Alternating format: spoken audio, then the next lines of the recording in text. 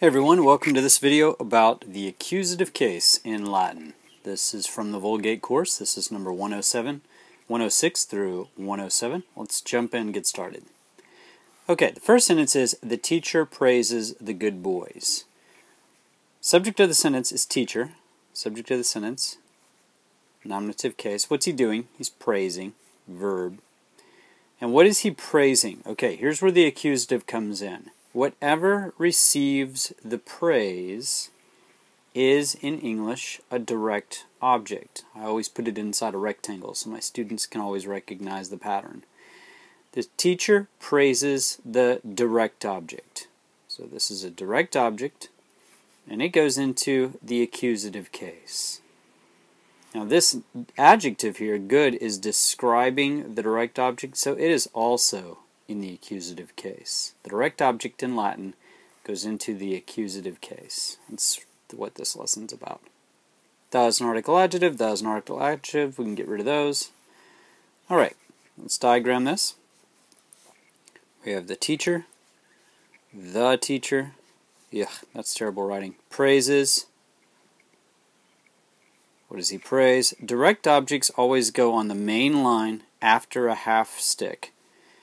The teacher praises boys. What kind of boys does he praise?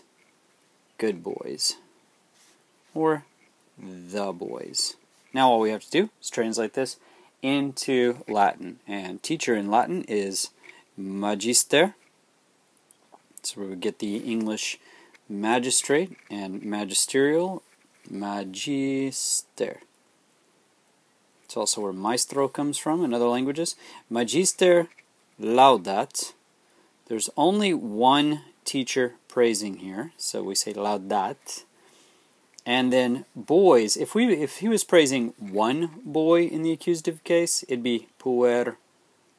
We take puer and we add the accusative However, since he's praising more than one boy, we'll change it to the plural os. Puer os. Magister laudat pueros. Now the only thing that we need is the adjective good, which is also in the accusative case. So magister laudat pueros bonos. Also in the accusative plural, because it's describing a word that is in the accusative plural. To make this sound better, we would move the verb to the end, and then we would have a Latin-sounding sentence. Magister pueros bonos laudat. And by the way, in English we say good boys. In Latin, they say boys good. In English we say little chicken. In Latin, they would say chicken little, for example. So they invert the order. Unless you're dealing with numbers, then it's regular order. Okay, Dad gives a book to the boy. Subject of the sentence, Dad. Subject of the sentence, nominative case. What's he doing? He's giving. Verb, that give should let you know. There's going to be an indirect object. We'll get to that in a minute. He gives a book. Direct object, accusative case.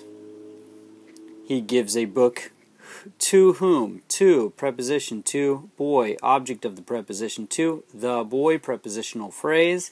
And this whole thing is in the dative case because boy is the indirect object, and he's the indirect object because he receives the book. That is an article adjective. Is an article adjective. Let's diagram this. Dad gives book. There's the direct object on the main line after a half stick. He gives book, the book or a book? Oops. A book, to, he gives to boy. You guys remember this when we were studying the dative. The indirect object goes on a line that, or on a structure that looks like a prepositional phrase, yet it has that little tail. Okay, so now we translate this into Latin. Pater, dat, using English word order here again, just for instruction. Pater dat librum. So now we have liber, which in the accusative becomes librum. Pater dat librum, and he gives it to whom? To the boy. Puer is boy, and to make this to the boy, we simply add the dative ending, puero. He gives the book to the boy. Pater dat librum puero. Alright, let's look at another one. God created heaven and earth. Subject of the sentence, God. Subject of the sentence, nominative case, what's he doing? Or what did he do? He created, verb. What did he create? He created heaven. And, conjunction, he also created earth. Okay, so we have a compound direct object here. Both of these are in the accusative case. It's a compound direct object because there's more than one of them. So when we diagram this, we would say God created, and then here's our half stick to the main line, and then we're going to split this up since we have two direct objects. God created heaven, and he created earth. Okay, let's translate this into Latin. Deus creavit, or creavit, sorry. Deus creavit caelum. There, he's creating heaven, caelum, that's direct object, accusative case. Et terra is earth. But to make this accusative, we would add the accusative ending, terram. So, Deus creavit caelum et terram. Okay, one more. Master, I will follow you. Subject of the sentence, I. Subject of the sentence, it's a subject pronoun, it's in the nominative case. What am I going to do? I will follow. Follow is the main verb. Will is a helping verb. Master, by the way, is direct address. You're just speaking to this person. I will follow whom? I will follow you. Direct object, accusative case. But this is a pronoun. I just wanted to show you what it would look like as a pronoun. Alright?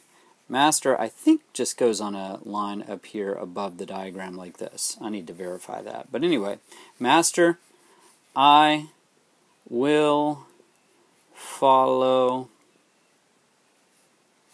and then the direct object pronoun right here in the same position after it's on the main line after a half stick. I will follow you. Okay. Since there is action going from the pronoun to the direct object is going to be in the accusative case. This is called a transitive verb. Transitive comes from the Transitive comes from the Latin word trans, and trans means across. So with a transitive verb, you have action going across from the subject to the direct object. Okay? So let's translate this into Latin. So master would just be magister. Magister, that's like saying teacher. You could also say dominus, but we'll talk about this later. Since you're talking to the teacher, it wouldn't be dominus, it'd be domine. But anyway, master, I will follow you. This will follow is one verb. Sequor is I follow, but to make it future, you would say sequar. This is where we get the English word sequence and sequential and consequence. All of these words have to do with following. Sequar, I will follow. So magister, sequar, and then we need to take you and turn it into an accusative pronoun. Tu is you, but as an accusative pronoun, it becomes te. Master, sequarte. And that's it, guys. I hope the accusative is clear to you. If you like this video and want to learn more, subscribe, and I'll see you next time.